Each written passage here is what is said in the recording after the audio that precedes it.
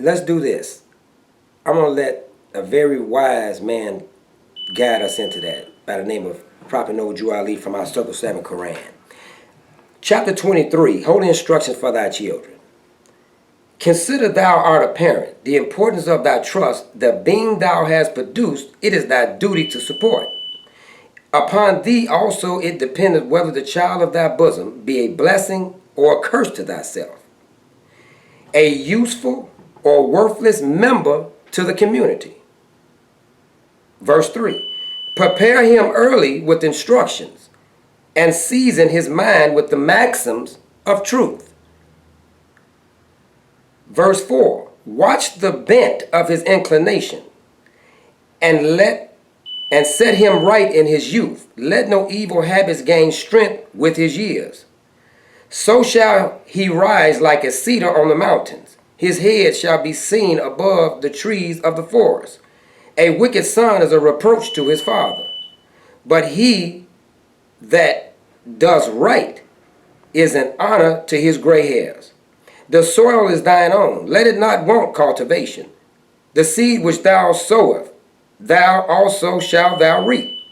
Teach him obedience, and he shall be blessed, and he shall bless thee. Teach him modesty, and he shall not be ashamed. Teach him gratitude, and he shall receive benefits. Teach him charity, and he shall gain love. Teach him temperance, and he shall have health. Teach him prudence, and fortune shall attend him. Teach him justice, and he shall be honored by the world. Teach him sincerity, and his own heart shall not reproach him. Teach him diligence, and his wealth shall increase. Teach him benevolence, and his mind shall be exalted. Teach him science, and his life shall be useful. Teach him religion, and his death shall be happy. Now these are holy instructions. And anything holy, we already know, comes directly from the Creator. Call him what you want. Jesus, Yeshua, Prophet Noah Ali, Honorable Elijah Muhammad, Marcus Garvey, etc. God works to man, through man. Doesn't matter who brings it. But anything holy is coming directly from the heart of Allah. And these instructions must be carried out. And that's the problem. We're not living by the right instructions. See, you see, there's a way that seems right unto a man, but the ends thereof are the ways of death and destruction. If you get your food from the atmosphere, then you don't know what you might take in. You don't know what your children may be subjected to. But if they get their food from the holy instructions of our prophet,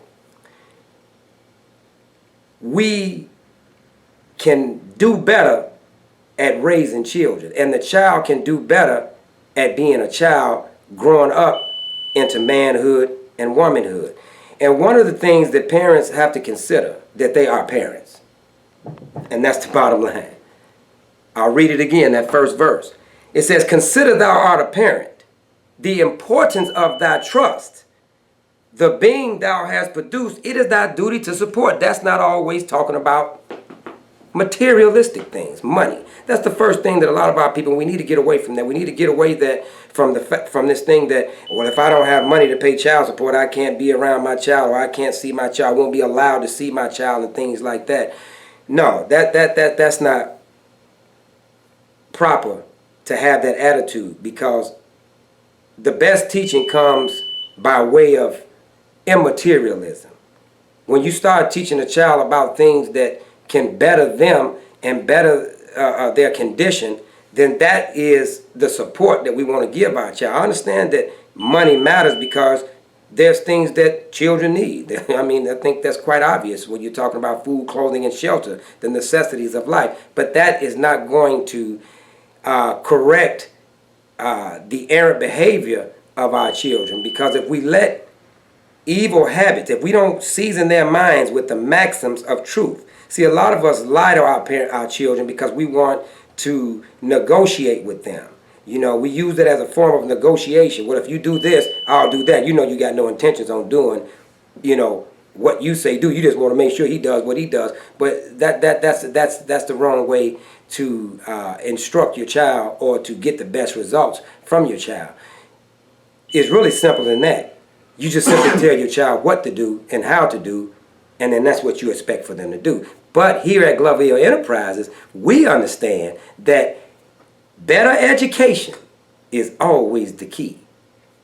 Better upliftment and motivation rides upon education, on the back of education. Mm-hmm. Now, is parenting a part of what you teach to the youth who come your way, and at what age do you get into a lesson about what parenting is all about, the vast responsibility involved? You know, you read, consider thou art a parent. Mm-hmm. It is thy duty to support. You know, at what age do you begin to drop that lesson on the young people you encounter in Glover Enterprises? We're talking about the youth. Yes. Because they're going to be parents one day. Right, they're eventually going to grow into being parents themselves. I would say from the time that they come out the womb of the female. Matter of fact, you start while they're in the womb of the female. Because the better the woman is educated, the better the child is educated. Because the mother is the first contact that the child has about any form of education, because she nurtures the child, she carries the child for approximately 9 months, etc.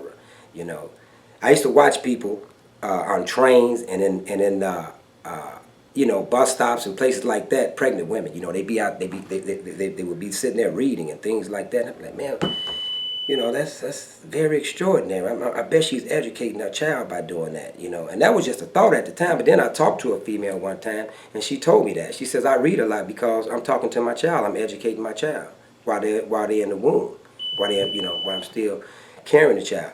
So it starts while they're in the womb of the female. That's where education starts.